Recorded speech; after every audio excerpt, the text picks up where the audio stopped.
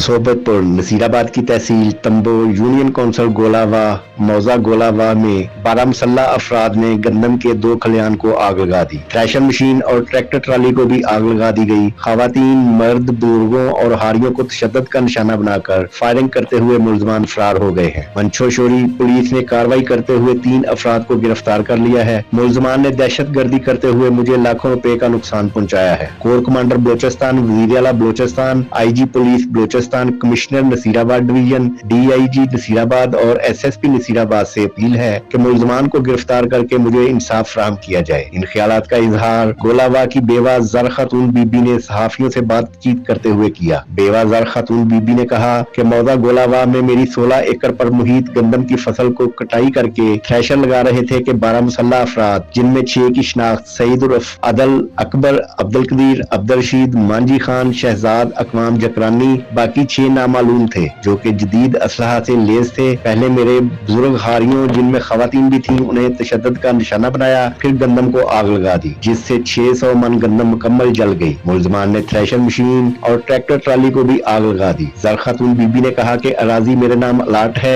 जिसका रिकॉर्ड भी मौजूद है। उन्होंने कहा कि मुलजमान ने सरेआम दहशत गर्दी की है, मुझे लाखों रुपए का नुकसान पहुंचाया है। हमने मंछोशोरी पुलिस को वाकया की इतला दी जिस पर पुलिस ने 3 मुलजमान को गिरफ्तार कर लिया है। दीगर मुलजमान ताहाल गिरफ्तार नहीं हुए हैं। मेरी सूबाई हुकूमत, पुलिस और अदारों से दर्दमंदाना अपील है कि मुलजमान को गिरफ्तार करके मुझे इंसाफ फराहम किया जाए।